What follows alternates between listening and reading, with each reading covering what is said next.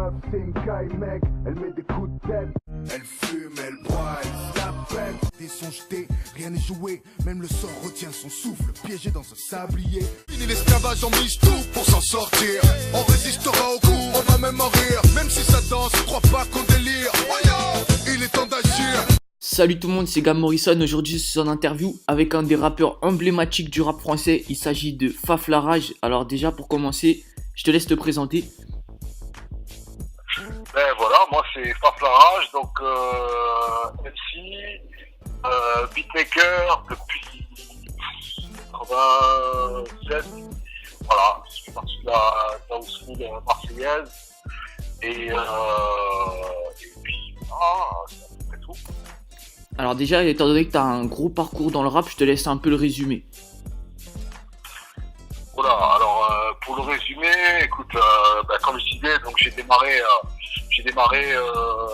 il y a assez longtemps. Donc à l'époque, mes premières scènes, je les ai faites en 87. Ensuite, j'ai fondé un groupe à Marseille qui s'appelait le Soul Swing. Avec des potos à moi, dont Def Bond, Karim Leroy, DJ Majestic, DJ Rebelle. Et ce groupe a duré quelques années. À savoir qu'on était très proches d'Ayam. En fait, pour l'histoire, Ayam, c'est l'enfance, hein, et Shuriken, c'est mon grand frère. Donc du coup, j'ai démarré un petit peu avec le groupe Ayam, donc j'étais pas mal suivi. Avec mon groupe à l'époque, on a fait beaucoup de premières parties, on apparaissait sur leurs albums, dont Planète Mars, Ombre et Lumière, etc. Et on a sorti un EP en 96. Et ensuite, pour faire rapide, j'ai démarré ma carrière solo en 98 avec un album qui s'appelle Macron. Et dans quelques titres issus de cet album, donc c'est Cross bien sûr, et faut savoir anticiper avec Jackie, avec Marron et puis Bacardi. J'ai laissé en parallèle des morceaux aussi sur Chronique de Mars, un album aussi assez emblématique de la scène marseillaise des années 90. Tout ça, c'est des albums qui ont été disques d'or, qui ont été certifiés. Ensuite, j'ai fait, suite à ça, j'ai fait un bond dans le temps. J'ai participé à la BO de Taxi 2. La BO de Taxi 2, donc on a fait comme un seul groupe, on était 5 dans le groupe. Le groupe s'appelait One Shot, il y avait Nutty dedans, il y avait DC, il y avait Quinto, il y avait Tairo, il y avait Jalan, et moi-même. Et on avait une petite trappe millénaire qui avait pas mal tourné, et puis d'autres aussi. Et ensuite, j'ai eu l'album avec mon frère, Shuriken. Je crois même qu'il est sorti avant, qui s'appelait La Garde. Après, j'ai fait dans le désordre, bien sûr, l'album Gomez et Dubois, avec des morceaux Ronde de nuit, Hôtel Commissariat, qui ont beaucoup tourné. Et ensuite, j'ai fait l'album Rap Story. Dans l'album Rap Story, on trouve le titre de Prison Break, donc Pas le temps, que j'ai écrit et composé et interprété. Et coécrit, composé et interprété. Et ensuite, j'ai fait aussi le titre d'Arnaud Flacaille, qui était issu du même album. Derrière, j'ai fait l'album Real of New York avec Akhenaton, l'album duo. Et ensuite, de nombreuses collaborations entre ces albums, bien sûr, des génériques de films, dont je sais plus, j'ai fait quoi, les Croods, j'ai fait comment il s'appelle ce film-là? Oh putain, je me rappelle plus, j'en ai fait pas mal. Hein. Gomez et Tavares, La Buzz, que j'ai coécrit le titre Alphonse Brand. Je sais plus, il y en a tellement. Écoute, et ensuite là, dernièrement, j'ai sorti 2 EP sous le nom de Damiani, donc c'est-à-dire moi et mon partenaire de musique Sébastien Damiani, qui est compositeur de variété classique, qui est pianiste de formation, compositeur aussi de musique de film. Et et on travaille ensemble, on travaille avec l'orchestre symphonique, on travaille avec de nombreux artistes, on a composé notamment dans l'album de IAM Art Martia. Voilà en gros où j'en suis aujourd'hui. Ok, alors sinon déjà dans tous les projets que tu as fait, selon toi lequel est le plus abouti? Wow. C'est très compliqué à répondre à une question comme ça parce que en fait les projets sont censés être tous aboutis au moment où on les sort. Moi je suis assez perfectionniste. Maintenant j'aurais presque tendance à dire que c'est les plus récents parce que c'est ceux où il y a peut-être le plus où j'ai le plus d'expérience, de maturité, donc je suis beaucoup plus pointilleux encore, même si c'est toujours été. Donc c'est clair que les projets La Rage et Damiani, par exemple, musicalement, sont assez bien foutus, en plus dans le sens où le rap c'est une musique où on sample beaucoup, donc on utilise beaucoup des morceaux qu'on reprend, des morceaux de soul, des BO de films, tout ça. Et il y a eu à partir d'une certaine époque où le sample était difficile en fait dans le rap parce que il fallait les payer. Donc quand tu reprenais une boucle, par exemple le morceau qui a fait vraiment jurisprudence dans le sample, c'est un truc en trap protest à l'époque, ils avaient repris Lou Reed. Ils avaient repris une boucle de Lou Reed, ils se sont fait assassiner parce que ça avait fait un tube. Et à partir de là, c'était plus compliqué. Donc aujourd'hui, par exemple, dans la trap, on ne sample plus, mais pendant jusqu'à encore 2006, même encore aujourd'hui, le sample était très très très présent. Particularité qu'on peut avoir, par exemple, dans La Rage Damiani, c'est-à-dire Sébastien et moi aujourd'hui, c'est qu'on ne sample plus, on rejoue. C'est-à-dire que, on rejoue, on invente des samples. C'est-à-dire on crée tout de A à Z et on crée de manière à ce que ça sonne comme si on l'avait repris dans un disque ancien ou dans une BO de film. Et en ça, mon travail aujourd'hui plus abouti que ce qu'il a pu être avant, même si ça m'arrive des fois de sampler quand même. Mais aujourd'hui que c'est quand même le travail quand même beaucoup plus loin. Alors du coup, tu as pu nous dire que tu étais très proche du groupe IAM, où il y a justement ton frère qui est dedans. Alors ils ont sorti un album il y a de ça un mois je crois, Révolution. Et qu'est-ce que tu en as pensé? C'est un bel album, de toute façon IAM, je sais qu'il travaille toujours dans la qualité. Donc je suis même pas surpris quoi. C'est un bel album, c'est bien écrit.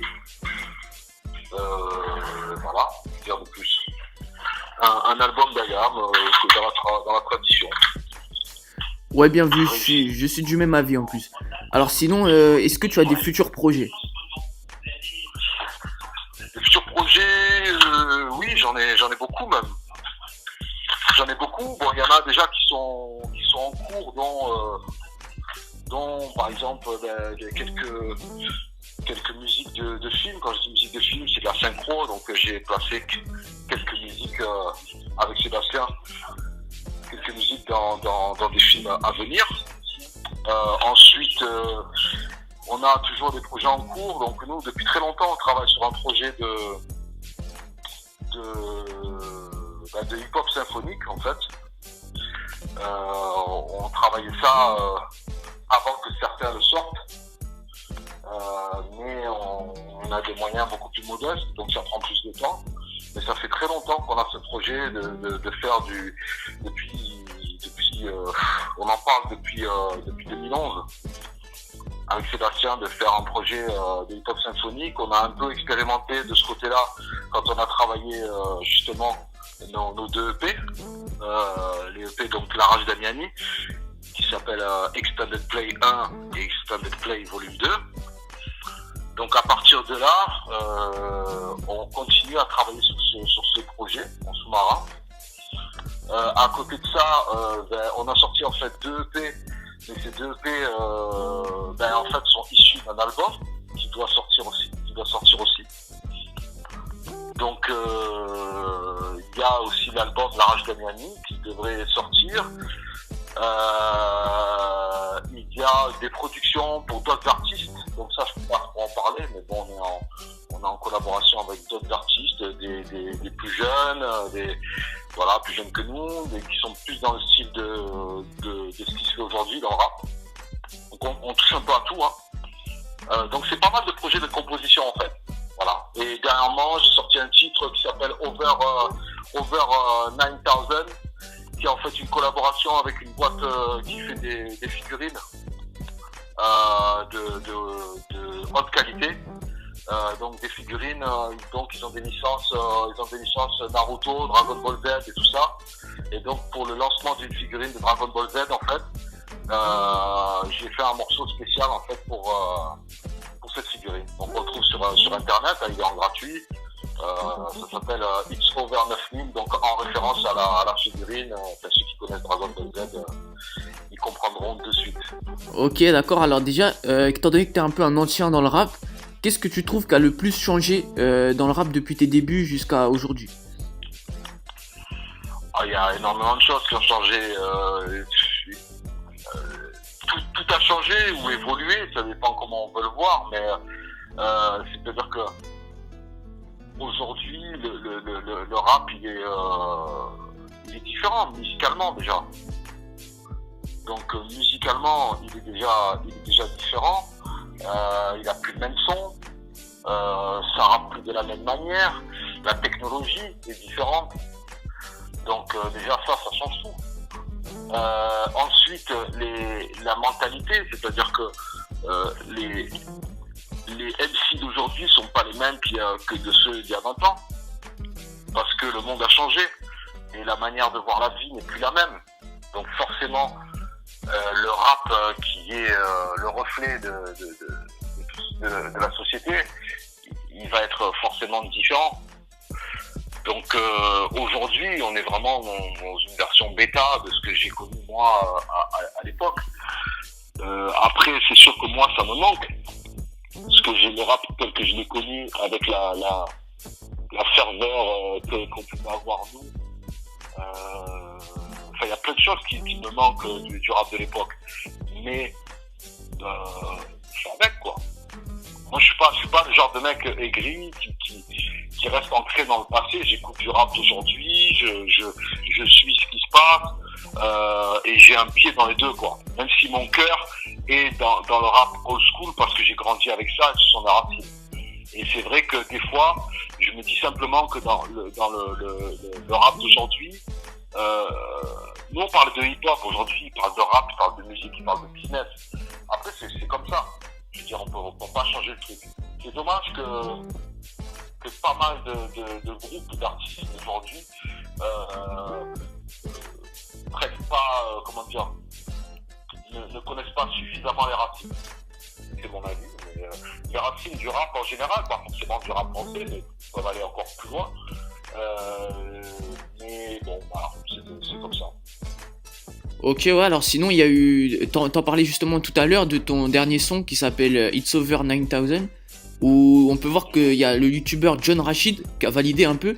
Alors est-ce que tu penses que tous les médias qu'on trouve sur internet, comme les youtubeurs ou certains sites spécialisés comme Bouscapé par exemple, comme tout ça quoi, ça permet un peu de donner plus de notoriété dans le rap, ce qu'on ne trouvait pas justement il y a quelques années lors de tes débuts par exemple?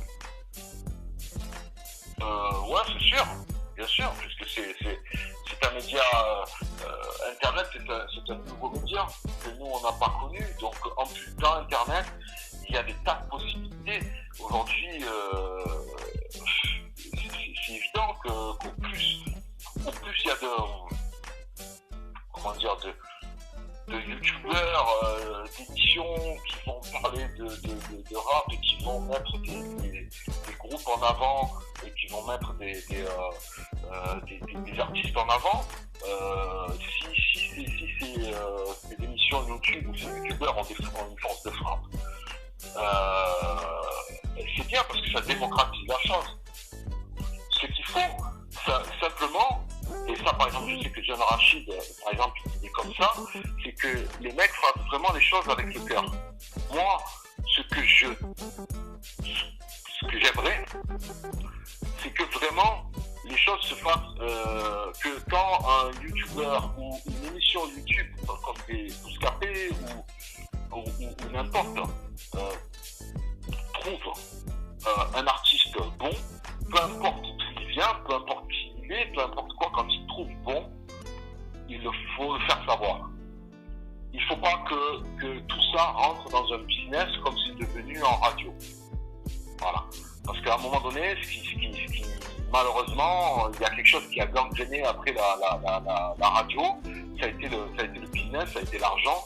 Parce qu'au bout d'un moment, les artistes qui étaient mis en avant, c'était des artistes qui avaient une force de frappe derrière, qui avaient des budgets, qui avaient des maisons de disques, qui pouvaient investir de l'argent, acheter de la publicité. Il y avait du copinage entre les maisons de disques et les radios. Il y avait c'était devenu de la politique, quoi. Et encore aujourd'hui, quand tu es indépendant, si tu veux passer en radio, si tu n'as pas beaucoup d'argent, tout ça, c'est très compliqué. Même si tu fais de la super musique. Alors effectivement, le seul moyen aujourd'hui de passer à travers ça, c'est d'arriver par Internet. Mais Internet, il y a de très bons artistes qui font peu de vues YouTube. Et qui font peu de vues YouTube tout simplement parce que ils sont pas tout le temps sur Internet en train de discuter, en train de faire du réseau, ou qui s'y connaissent pas du tout, ou parce qu'ils travaillent à côté et que c'est compliqué pour eux, pour X raisons. Et voilà, je pense qu'à un moment, le rôle justement de gens qui sont sur YouTube et qui eux, tu sais, de la même manière à ce qu'un YouTuber à un moment donné peut te dire putain j'ai vu la dernière Nike elle déchire tout ça parce que c'est un fan de basket et parce que voilà, Nike il n'a pas forcément demandé de le faire mais il le fait parce qu'il trouve que ça tue. C'est bien aussi quand les mecs à un moment donné vont sortir un artiste qui vient de nulle part et vont dire que c'est une tuerie parce que ils ont écouté et qu'ils ont trouvé ça mortel, quoi.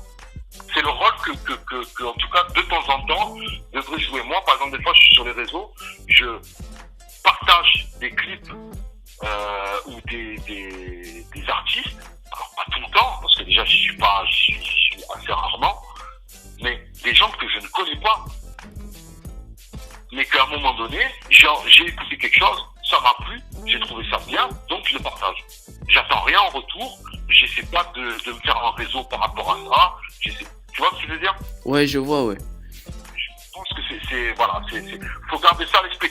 Si ça se développe comme ça, c'est gagné, quoi. C'est-à-dire que la musique deviendra vraiment démocratique encore plus, et on verra vraiment de nouveaux artistes qui vont émerger et qui seront vraiment de qualité.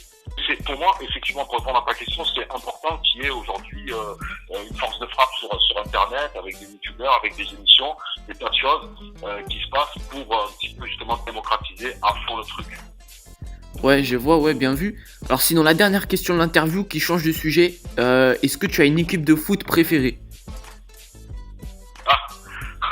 Alors je suis pas très fan de foot, je suis pas à fond, je suis pas fanatique de foot, mais évidemment je suis marseillais, donc forcément à un moment donné, même sous la torture, on reste marseillais, quoi. Ah ouais, bien vu, en plus, ouais, même si c'est difficile en ce moment avec l'OM, mais bon. Même si c'est difficile, même si c'est compliqué, après comme on dit, on lave son linge sale en famille, donc marseillais, nous on a le droit d'en dire, tu sais comme on dit de sa famille, on a le droit d'en dire, mais on n'aime pas que les autres en disent. Donc nous on peut critiquer notre club, on peut régler nos comptes, on peut machin, mais on le fait entre nous, c'est chez nous. Voilà. Après, on supporte pas que de l'extérieur les autres le fassent. Mais bon, après voilà, c'est ça aussi, je veux dire, à un moment donné, je suis marseillais, donc ici c'est un peu dans l'ADN, même si tu n'es pas fanatique de foot, même si tu suis pas tous les matchs, si tu n'es pas tout le temps, tous les week-ends au stade ou quoi, en général quand t'es marseillais, t'es l'OM, quoi. Voilà, maintenant comme je te dis, je suis pas un fanatique de foot, mais voilà, s'il y a une équipe que je soutiens depuis toujours, c'est quand même l'OM. Ok, bah bien vu. Merci à toi en tout cas, Faflarage, pour ta participation à l'interview. De rien. Et merci à toi. Ouais, y a pas de souci. Et c'est la fin de l'interview. Vous pouvez laisser un j'aime, un commentaire, tout ça, vous abonner. Et on se retrouve la prochaine fois pour une nouvelle vidéo. Salut à tous. Tu connais, la rime est tranchante, yo. Fini le temps des pleurs écroulés dans les champs, yo. Dis-le au facho,